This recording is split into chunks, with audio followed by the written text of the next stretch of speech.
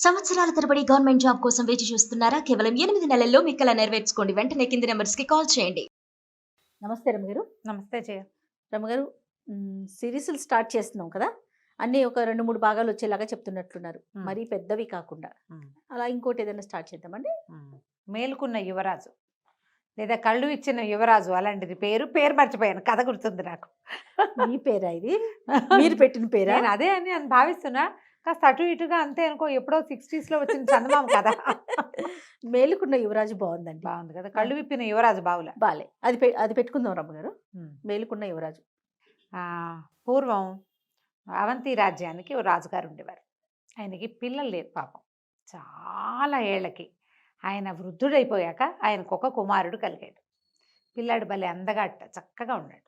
ఆయన సుందరుడు అని పేరు పెట్టుకున్నారు. అందగాడు కాబట్టి పెట్టుకున్నారు. భార్య ఎక్కువ కాలం ఉండాల. పిల్లాడు కాస్త 4 ఏళ్ళు రాసేసరికి ఆవిడ చనిపోయింది. చనిపోతే ఈయన పిల్లాడి బాగోగులు అవి ఆయనే చూసుకునేవాడు. ఆయన శ్రద్ధగా ఉండేవాడు. కానీ ఆయనకి భయం పట్టుకుంది. నా తర్వాత పిల్లవాడి పరిస్థితి ఏమిటి? వీడేమో చంటి పిల్లాడు. 3-4 ఏళ్ల పిల్లాడికి ఏం తెలుస్తుంది? మరి ఎంతసేపు కన్ను పెట్టి ఉండాలి. మామూలు కొంచెం ఎర్లీగా పుట్టుంటే కాస్త పిల్లాన్ని పెద్ద చేసుకుని వాడి యువరాజు పట్టాభిషేకం చేసి వాడు కొంచెం పెళ్లి పేరెంటం చేశాక తండ్రి వెళ్ళిపోతే కొడుకు ఏదో చూసుకునేవాడు. ఇప్పుడు వీడికి ఏం తెలుసు? లోకం ఎరగని కసుగాయ. అలా బాధగా ఉండేది ఆయనకి. అయితే ఆయనకి అనారోగ్యం వచ్చేసింది. ఆ దిగులతోటి సగం మంది దిగులతోటే జబ్బులు చేస్తాయి. వృద్ధులు ఇంత ఆ వయసుకు చనిపోక్కర్లా. అవును, జబ్బు చేసేసింది. అయితే ఆయన ఏం చేశాడంటే తనని చిన్నప్పటి నుంచి కనిపెట్టుకున్న ఒక తాత ఒక ఆయన ఉండేవాడు. ఈయన వృద్ధుడయ్యాడు. ఈయనని తాత అనేవాడు ఎంత పెద్దవాడు. కానీ ఆయనకి భయాలు గీయాలు వెళ్ళలేవు. యాక్టివ్గా ఉండేవాడు. ఆ పిల్లాడిని తాతకు అప్పచెప్పాడు. ఓహో. అప్పచెప్పి పిల్లవాడిని జాగ్రత్తగా చూడు, వీడికి రాజ్యం రాకపోయినా పర్వాలా, బతికుంటే చాలు, వీడు రాజే అయిపోక్కర్లేదు. ఇప్పుడు ఏంటంటే చిన్నపిల్లాడిని రాజ్యానికి ఎక్కించారనుకో, మంత్రో సైన్యాధిపతో పొరుగు రాష్ట్రం వాళ్ళు ఎవరో ఒకళ్ళు వీళ్ళ మీద పడరు. వాడు ఏమి చేస్తాడు? యుద్ధం. చిన్నపిల్లాడు చంపేస్తారు. అదే రాజద్రోహులు ఎక్కడ రాజద్రోహం తలెత్తుతుందో తెలియదు. పిల్లాడిని మాత్రం జాగ్రత్తగా చూడు. యువరాజ సౌధం అని ఒక ప్రత్యేకంగా ఒక మేడ కట్టించారు. పిల్లాడు అక్కడే ఆడుకుంటాడు, అక్కడే తింటాడు, అక్కడే పడుకుంటాడు, అక్కడే. మహారాజా సౌధం వైపుకి వాడిని రానిచ్చేవాళ్ళు కాదు. సేఫ్టీ కోసం, సెక్యూరిటీకి. సెక్యూరిటీ ఉంటుంది కదా, ఒకసారి క్లోజ్ క్వార్టర్స్ నుంచే ఇబ్బందులు వస్తాయి. అందుకని ఇలా ఉంచి ఆయన అనారోగ్యం తనకు మొదలవ్వగానే ఈ తాతకు అప్పచెప్పాడు. కట్టుదిట్టం చేశాడు. వాడి తిండి, వాడి తిప్పలు, వాడి పెళ్ళి, వాడి పేరెంటం అన్నీ ఎలా చేయాలి, ఏం చేయాలి అవన్నీ చెప్పి, రాజ్యం వచ్చినా రాకపోయినా పిల్లవాడిని బతికించి ఉంచు, వాడి బతుకు నీ పూచి అంటే ఆయన సరేనన్నాడు. తాత సంరక్షణలోనే పిల్లాడు పెరుగుతున్నాడు. కొంచెం పెద్దవాడు అయ్యేసరికి తండ్రి కాస్త పోయారు. రాజుగారు పోతే ఏమైంది? ముఖ్యమంత్రికి రాజ్యాన్ని అప్పచెప్పారు. పోవటానికి ముందే ముఖ్యమంత్రికి అప్పచెప్పి, అదే ఏమంటారు, మహామాత్యుడు ఆయనకు అప్పచెప్పి, పిల్లవాడు పెద్దవాడు అయ్యేదాకా మీరు రాజ్యం చేయండి, తర్వాత పిల్లాడికి అప్పచెప్పండి. బాగుంది. అదే కదా పద్ధతి. సరే, బాగానే ఉంది. ఆయన దారిని ఆయన ఇంత పెద్దవాడు ఏం కాదు, కొంచెం పర్వాలేదు, కుర్రాడు. అతనికి రాజ్యాన్ని అప్పచెప్పారు. అక్కడ సాదాసీదాగా రాజ్యం జరిగేది. ప్రజలంతా ఏమనుకునేవాళ్ళు అంటే, పిల్లాడు పెద్దవాడయ్యాక యువరాజు అవుతాడు, తర్వాత మహారాజు అవుతాడు. రాజు పట్ల ఆసక్తి ఉన్న వాళ్ళందరూ అలాగే అనుకునేవాళ్ళు. కొత్త రాజుగారి పద్ధతులు నచ్చిన వాళ్ళు ఆ రకంగా నడిపించుకుంటారు. అంతేగా. పాతరాజు కావాలని ఎంతమంది అనుకుంటారు? కొంతమంది ఉంటారు ఆ రాజా కుటుంబానికి వీరాభిమానులు. మిగిలిన వాళ్ళు అలా ఉండరు కదా. కొత్త రాజు ఏర్పరుస్తున్న ఉద్యోగాలు, ఆయన ఇచ్చేటువంటి ఇవో రాయితీలో ఏవో ఆసక్తిదాయకంగా ఉంటాయి. ఎవడైతే ఏమిటి రాజు, అలాంటి భావాలు ఉన్న వాళ్ళు కూడా ఉంటారు. ఈ సుందరుడు మాత్రం తాత సంరక్షణలోనే పెరుగుతున్నాడు. వాడి తిండి, వాడి తిప్పలు, వాడు ఎవరితో ఉండాలి, ఏం చేయాలి, విద్యాభ్యాసానికి కూడా బయటికి పంపల. అయ్యో. ఒక గురువుగారు, కొంతమంది గురువుగారులు వచ్చి ఇక్కడే బోధించేవాళ్ళు. పిల్లాడు ఒక్కడే, వాడికి బోర్ కొడుతుందని కొంతమంది పిల్లల్ని సెలెక్ట్ చేసి వాళ్ళు వచ్చేవాళ్ళు ఇతనితో ఆటకి. స్నేహితులు కూడా సెలెక్షనే. వాళ్ళు ఎవరు ఏమీ తెచ్చి పెట్టకూడదు, వాళ్ళని క్షుణ్ణంగా తనిఖీ చేశాకే లోపలికి పంపేవాళ్ళు. లోపల చాలా పెద్ద సామ్రాజ్యం లాగా ఉంది ఆ కోట. ఆ పిల్లాడికి ఇచ్చిన భవనం చాలా పెద్దది. పిల్లలు హాయిగా తిరగచ్చు, ఆడుకోవచ్చు, ఎంజాయ్ చేయొచ్చు. బయటకు మాత్రం రాకూడదు, బయటికి రానివ్వకూడదు. ఆహారం ఆయన తినకుండా ఏది పిల్లాడికి పెట్టనిచ్చేవాడు కాదు. ఓహో, బాగుంది. ఏ ఆహారము పిల్లాడికి వచ్చేది కాదు. ఎందుకంటే ఇప్పుడు మన రాజుగా ఉన్నటువంటి మహామంత్రికి ఆశపట్టి పిల్లాడిని పాడు చేసేస్తే ఏదైనా చేస్తే అదేలే ఆ అనుమానం ఉంది కదా. పండు కూడా తనంతట తను పిల్లాడు తినేవాడు కాదు. ఆ పిల్లాడికి ఏం పెద్ద అసంతృప్తి ఉండేది కాదు, కొంతంతా బాగానే ఉండేవాడు. క్రమంగా వాడికి బయటికి వెళ్ళాలి ఇలాంటి ఆసక్తులు మొదలైనాయి. 19-20 సంవత్సరాల లాగానే ఒక మంచి సంబంధం చూసి పెళ్లి చేశారు యువరాజుకి. పెళ్లి చేశారు. ఆ అమ్మాయి ఆ లోపలే ఉండేది, లోపలే ఉండేది. కానీ ఈ తాత భార్యాభర్తలిద్దరిని ఒక చోట ఉండనిచ్చేవాడు కాదు. కబుర్లు చెప్పుకునేవాళ్ళు, అమ్మాయి తిండి అమ్మాయిదే, అబ్బాయి తిండి అబ్బాయిది, అబ్బాయి రూమ్ అబ్బాయిదే, అమ్మాయి రూమ్ అమ్మాయిదే, సినిమాటిక్గా. ఆ అమ్మాయిని తాంబూలం కూడా ఇవ్వనిచ్చేవాడు కాదు ఆయన, తాంబూలం కూడా ఆయనే కట్టించేవాడు. వివాహం అయింది, ఇద్దరు స్నేహితుల్లాగానే ఉండేవాళ్ళు అమ్మాయి అబ్బాయి. ఇంకా కొంతకాలం గడవాలి. అయితే ఏమైంది, ఒకసారి స్నేహితులందరూ వచ్చారు. వీడికి బయటికి వెళ్ళాలన్న ఉత్సాహం అవి మొదలైపోయినాయి. ఆ భార్య బయట అలా ఉంటుంది ఇలా ఉంటుంది, మా ఊళ్ళో ఇలా ఉండేదని చెప్తుంది, వీడికి ఉత్సాహం. అయితే ఏమైంది, ఒకసారి ఫ్రెండ్స్ అందరూ వచ్చేసారు కల్లా మేడ మీదకి వెళ్ళారు. చాలాసేపు మేడ మీద ఉంటే దూరంగా ఒక తెల్లటి సౌధం కనపడింది. అది ఎంత బాగుందో, అది ఎవరిల్లు ఏమిటి అన్నారు. అనేసరికల్లా ఈ స్నేహితుల్లో ఉత్సాహవంతుడు ఒకడు ఏమన్నాడంటే, నిజాన్ని నువ్వు అక్కడ ఉండాల్సింది, అది మహారాజ భవనం, సభాభవనం, నువ్వు అక్కడ ఉండాలి, వైట్ హౌస్ అక్కడే కదా నువ్వు ఉండాల్సింది. కానీ ఏమిటంటే మరి మీ నాన్నగారు చనిపోవటం వల్ల, నీకు ఈ సంరక్షణ వల్ల, మహామంత్రికి రాజ్యాన్ని అప్పగించడం వల్ల నువ్వు ఇంకా ఇలాగే రాజుగారి అబ్బాయిగానే, పాత రాజుగారి అబ్బాయిగానే ఉండిపోయావు అని చెప్పేశారు కల్లా వీటి కిందకు వచ్చి, నేను ఊళ్ళోకి వెళ్తాను, ఆ మహారాజ్ సౌధం చూడాలనుకుంటున్నానని చెప్పాడు. చెప్పితే సరే మరి ఈయన ఏం చేశాడు, కొంచెం ముందు వెనక ఆడి తాత అన్నాడు ఏర్పాటు చేస్తానని చెప్పాడు. చెప్పి ఏం చేశాడు, కొన్ని గుర్రాలు సిద్ధం చేశాడు. ఈయన ఫ్రెండ్స్, కుర్రాడు, తాత కూడా ఒక గుర్రం మీద అందరూ కలిసి బయలుదేరారు. ఇప్పుడు ఒక్క కుర్రాడు పరిగెత్తుకుంటూ వెళ్ళి 4 చలాంగులో చూసి రావటం వేరు, సపరివార సమేతంగా టిక్కు టిక్కు టిక్కు అని ఏం ఉత్సాహం ఉంటుంది వాడికి. కానీ పాపం వెళ్ళాడు. వెళ్తే సరే అందరూ పలకరించారు, రాజుని యువరాజుని చూసారు, జనమంతా ఉత్సాహపడుతున్నారు చాలామంది. ఆ సభాభవనానికి వెళ్తే అక్కడ సభ జరుగుతుంటే ఎవ్వరూ తనకి పలకలేదని, అక్కడున్న వాళ్ళకే పలుకుతున్నారని అర్థమైంది తనకి. ఉండబుద్ధి కాల అక్కడ, ఇదంతా నాది కదా, ఏమిటి నా పరిస్థితి ఇట్లా ఉంది, నేను ఎందుకు ఇలా అయిపోయాను, ఈ తాత నన్ను వదలడే, తాతదేమిటి ఆయనకి ఏముంది, రాజాజ్ఞ, పిల్లాన్ని బతికించాలి అంతే, ఇంకంతకంటే ఏం చేయలేడు. సరే వెనక్కి తిరిగి వచ్చేసారు. తిరిగి వచ్చేసేసరికల్లా ఆ పూట పడుకుంటే ఈ అబ్బాయికి ఎలాగైనా వెళ్ళిపోవాలనిపించింది. వెళ్ళిపోవాలి, అక్కడికి వెళ్ళాలి, మళ్ళీ వెళ్ళాలి ఇంకొకసారి, ఈసారి ఈ గుంపుతో వెళ్ళకూడదు. వెళ్ళాలి అంటే తాత ఏమంటాడు, తను కూడా తయారవుతాడు వెనకాల. చెప్పకుండా వెళ్ళిపోవాలా? చెప్పకుండా వెళ్ళిపోదాం అనుకున్నాడు. ఇక భవనంలోంచి బయటపడడానికి మార్గాలు చూశాడు. అన్ని తలుపులు బంధించబడి ఉన్నాయి, గవాక్షాలు ఉన్నాయి, కిటికీలు ఉన్నాయి. కిటికీలోంచి దిగాలంటే ఎలా దిగాలి ఆలోచించి వెతకడం మొదలుపెట్టాడు. వెళ్తే అన్ని గదులు వెతికాడు, ఒక పెద్ద తాడు కావాలి నాకు, ఇది కట్టేసి దిగుదాం.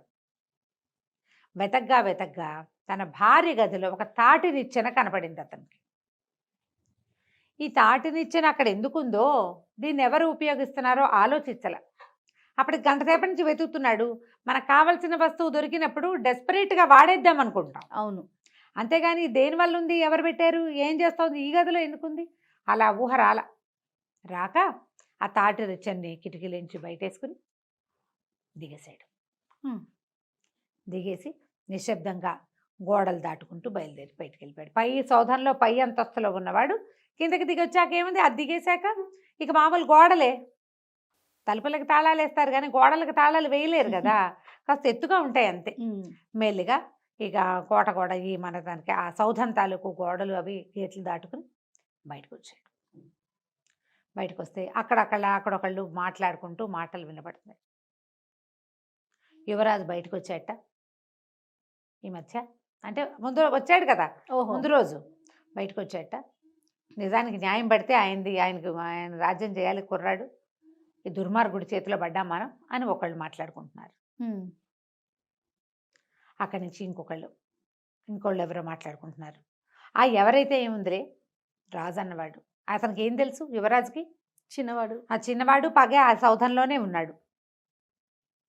ఈ చిన్న సౌధంలో ఉండేవాడికి ఏం తెలుస్తుంది అని ఇంకొకళ్ళు ఇంకా ముందుకెళ్తే అమ్మో వాడి రాసలీలు ఏమి ఎక్కువైపోయినాయో, వీడితో ఎప్పుడు వీడి పీడ విరగడుతుందో అని రాజు గురించి మాట్లాడుకుంటున్నారు.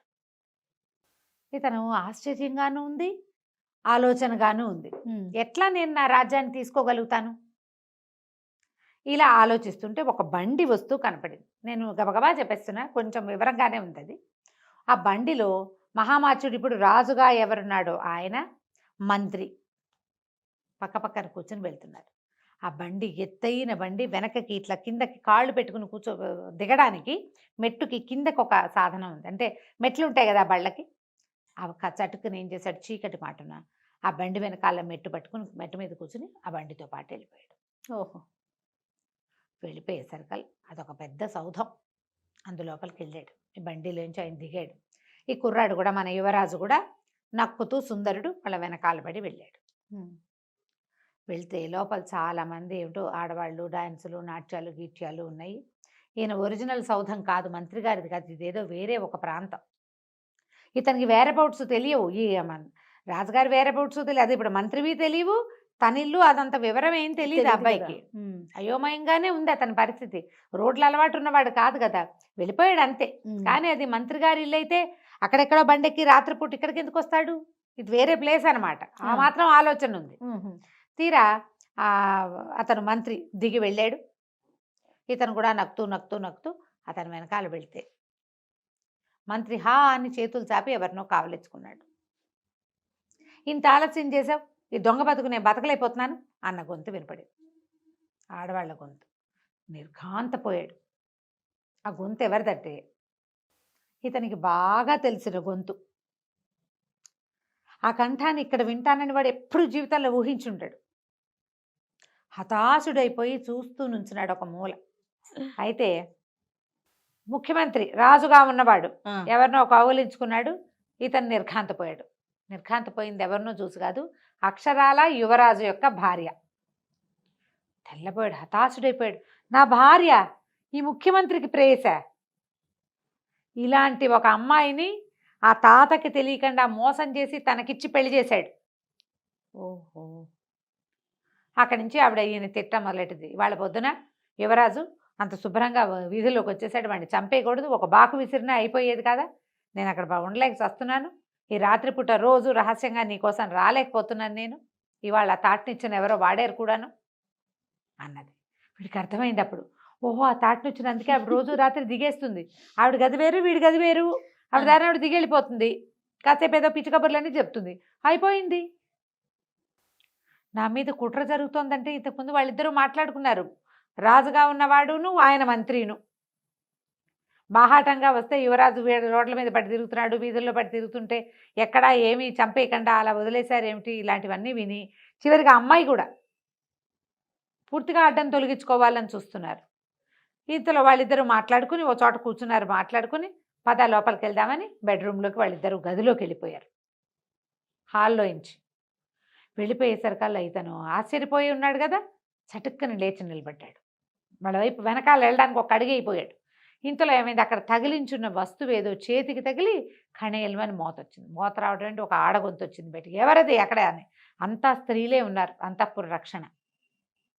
అక్కడి నుంచి కత్తులు దూసుకుంటూ ఆడాళ్ళు పరిగెత్తుకొచ్చుతూ వచ్చేసారు. స్త్రీలే. పట్టేశారా? పరిపోయాడు, పరిగెత్తాడు. ఇక అక్కడ దొరికితే ఇంకా దొరికిపోయినట్టే, పొద్దున్న తరగకుండా వదిలేసారు, ఇప్పుడు తరిగేస్తారు వాళ్ళు. ఇక పరిగెత్తాడు పరిగెత్తాడు పరిగెత్తాడు. ఆ ఉద్యానవనము అదో క్రీడా మండపంలాగా ఉంది, అది చాలా పెద్ద ఇల్లు, ఒక పెద్ద మందిరం. ఆ మందిరాన్ని దాటుకుంటూ అవతల వీధుల్లోకి పరిగెత్తాడు. అయితే అక్కడ ఒక పురాతన మందిరం ఒకటి ఉంది, పాతకాలంలోది అన్నదాన సత్రమట, రాజు ఏర్పరిచింది. ఈ కొత్తగా వచ్చిన రాజుగారు అన్నదానాలు గిన్నదానాలు అని మానేశాడు. 10 సంవత్సరాలు అయిపోయింది. సుందరుడు 8 ఏళ్ల వాడుగా వాళ్ళ నాన్న పోయాడు. ఇప్పుడు 18 సంవత్సరాలు వచ్చినాయి అతనికి, 9 ఏళ్ళు. ఈ 10-12 ఏళ్లలో వీడు బాగా బలపడిపోయాడు కదా. అన్నదానం మూసేస్తే ఆ ఊళ్ళో ఉన్నటువంటి బిచ్చగాళ్ళు, బీద బిక్కి జనము వాళ్ళంతా ఆ బిల్డింగ్లో ఉంటున్నారు. సరే, ఆ జనాల మధ్యలోకి పరిగెత్తాడు. ఆలోచించుకుంటున్నాడు, నా మీద కుట్ర, నేను ఆ మందిరంలో ఉన్నంత కాలమే నాకు రక్షణ, అది కూడా లేదు. ఇప్పుడు భార్య ఒకటి ఉంది, అది ఏనోడు కాటేస్తుందో లేదు, ఏదో ఒకరోజు ఏం చేసేస్తుందో. ఆ తాత ఏం చేస్తాడో, ఏం కాపాడగలుగుతాడు? భార్య చేతిలో నుంచి ఎంతకాలం కాపాడతాడు? ఎంతకాలం భార్య భర్తని ఒక చోట ఉండనివ్వకుండా చేయగలుగుతాడు? అతనికి ఏం చెయ్యాలో తెలియలే. అయితే బయట రక్షక భటులు పరిగెడుతున్నారు, ఆడవాళ్ళ అరుపులు వినపడుతున్నాయి. ఇతను అసలు లోపలికి వచ్చేసాడు. ఇంతలో ఏమైంది, సడన్గా ఆ దీపాలు అవి అక్కడక్కడ కొంచెం చిన్న చిన్న నూనె దీపాలున్నాయి. అర్ధరాత్రి అయిపోయింది. ఒక మూల ముడుచుకుని కూర్చున్నాడు ఇతను. కూర్చుంటే ఒక వ్యక్తి లోపలికి వచ్చాడు. ఈ వచ్చిన వాడు మంచి బ్రహ్మాండమైన ఆజానుబాహువు, పెద్ద భారీగా కనపడుతున్నాడు. ఇతను ఏమనుకున్నాడు, సుందరుడు ఎవడో నన్ను పట్టుకోవటానికి వచ్చిన వాడే అనుకున్నాడు. కానీ నిజానికి కాదు, అతను ఒక మంత్రసిద్ధి కలిగినటువంటి గజ దొంగ. వీళ్ళు ఏం చేస్తారట, దొంగల దగ్గర నేత్రాంజనం అని ఉంటుంది, అది కంటికి పూసుకుంటారట రాత్రిళ్ళు. ఆ కంటికి పెట్టుకుంటే చీకట్లో కూడా కళ్ళు కనపడతాయట. ఆ అంజనం పూసుకుని ఈ చీకటిలో ఉన్నటువంటి ఈ బిల్డింగ్ లోపలికి వచ్చాడు. వచ్చి అటు ఇటు నడుస్తూ వచ్చి ఈ కుర్రాడి దగ్గరకు వచ్చి లేపాడు. డబ్బులు ఇస్తాను, పని చేస్తావా అని. ఇతనికి అర్థమైంది ఈ దగ్గర ఏమీ ఆయుధాలు లేవు, ఏదో పిలుస్తున్నాడు. ముందు ఇక్కడి నుంచి బయటకు వెళ్ళడానికి ఒక మార్గం కావాలి. తను బయటకు వెళ్తే తనని వాళ్ళు గుర్తుపడతారు. వీడెవరితోటో వెళ్తే గుర్తుపట్టకపోవచ్చు పనివాడిగా వెళ్తే. నాకేం కళ్ళు కనిపించట్లేదు, చీకటి గుయ్యారం అన్నాడు. దాందే ఉందని ఏం చేశాడు అతను, ఈ అంజనం తీసి నేత్రాంజనం వాడి కంట్లో పెట్టాడు. అంజనం కంట్లో పెట్టేసరికి అంతా కనపడ్డా మొదలెట్టింది. అందరూ మనుషులు ఎడాపెడా పడుకున్నాడు. అంతా మాస్టిగా మురిగ్గా దిగమాలినట్టుగా ఉంది. చాలామంది ముష్టివాళ్ళు, వాళ్ళు దారిపోయేవాళ్ళు ఎవరెవరో పడుకుని ఉన్నారు. వాళ్ళ మధ్య నుంచి ఎవరిని తొక్కకుండా ఇద్దరు కలిసి దాటుకుని వచ్చారు. పద వెళ్దామని ఎక్కడికో తీసుకుపోయాడు. వాళ్ళ ఇంటికి ఒక గుహలాగా ఉంది. అక్కడ బయట నిలబడి ఏదో మంత్రం చదివాడు. గుహ తెరుచుకుంది, లోపలికి వెళ్ళాడు. లోపల అతని భార్య, కూతురు వాళ్ళు ఉన్నారు. బోళ్ళంత సంపద ఉంది. ఆయన ఏం చెప్పాడంటే భార్యకి, ఈ కుర్రాడిని తీసుకెళ్ళి ఒక చోట కూర్చోబెట్టి నేను మళ్ళీ వస్తాను, పని ఉంది, మన పనికి వెళ్ళేటప్పుడు నేను తీసుకెళ్తాను, ఇక్కడ ఉండమని ఒక చోట కూర్చోబెట్టి లోపలికి వెళ్ళాడు. భార్యకి చెప్పాడు. ఇవాళ అతను ఏం చేశాడు, వచ్చేటప్పుడు ఒక పెద్ద 2-3 మూటలు వీరితో మోయించి తీసుకొచ్చాడు ఈ సుందరుడితోటి.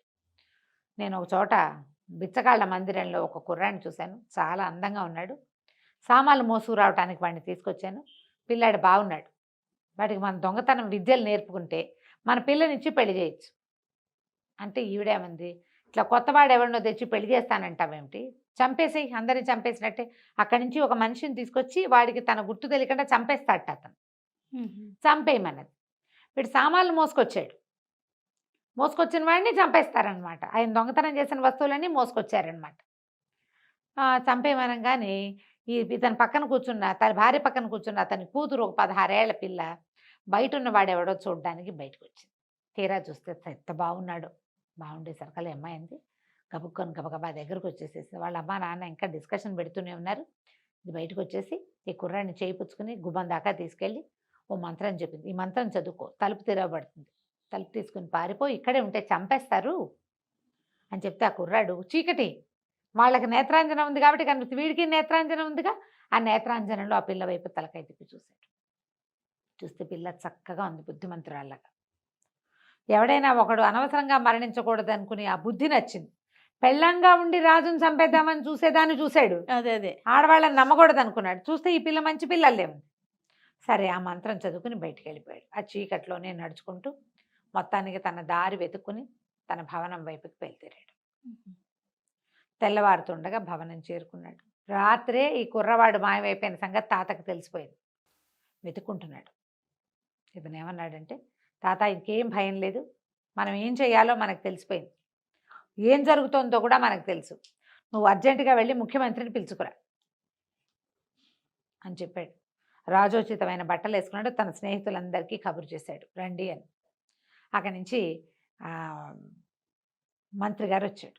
మంత్రి రంగానే కుర్రాడు అడిగాడు, సుందరుడు, నన్ను చంపడానికి చాలా ఎత్తులు వేస్తున్నారు, ఇదేనా మా నాన్నకి మీరిచ్చేది, మా నాన్నకు మీరిచ్చే గౌరవం అంటే?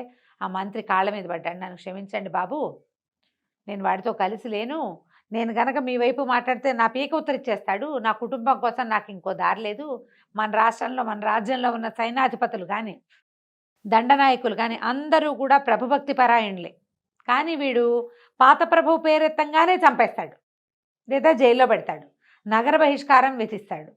చాలామందికి అట్లా జరిగిపోయింది. నేను కాకుండా ఇంకా 4 మంత్రులు ఉండేవాళ్ళు, వాళ్ళందరూ ఇళ్ళదారి పట్టేశారు. ఇళ్ళదారంటే పైదారే. మేము కూడా మిమ్మల్ని కనుక వెనకేసుకుని వచ్చామా మేము దొరికిపోతాం. అందుకని ఇక తప్పనిసరి పరిస్థితి అయ్యి మేము అతని వెనకాల ఉండవలసి వస్తుంది. ప్రజలు కూడా విసిగిపోయి ఉన్నారు అతనితోటి. రాజ్యాధికారం మంత్రులు చేజిక్కించుకుంటే ఎట్లా? ఆ కాలం పద్ధతి అది కాదు. క్షత్రియులకే కావాలి. అతను కడు దుర్మార్గుడు. చాలా ఆలోచించి మీ భార్యని కూడా తన ప్లాన్ చేసినట్టుగానే తీసుకొచ్చి మీకు అప్పచెప్పాడు. ఆ పెళ్లి కూతురు సంబంధాలు అవన్నీ కూడా జాగ్రత్తగా ఈ తాతని మోసపుచ్చాడు అనమాట. అతని వైపు మాట్లాడడం తప్పిస్తే మాకు ఇంకో దారి లేకపోయింది. మీరు ఇప్పుడు ఏం చెప్పమంటే అది చేస్తా, ఏం చెప్తే అది చేస్తా, మీరు ఏం చేయమని చెప్పి ఆజ్ఞాపించినా సరేనన్నాడు. అనగానే సరే, ప్రజలందరికీ తెలియజేయండి యువరాజు పట్టాభిషేకం చేసుకుంటున్నాడని. ఒకటే రోజులో ఈ రోజు జరిగిపోవాలి. వాళ్ళకి ఇంకా ఊహ రాల. రాజకుమారుడు బయటికి వెళ్ళిపోయాడు, వాడు ఇవన్నీ చూసేశాడు, వాళ్ళకేం తెలియదు.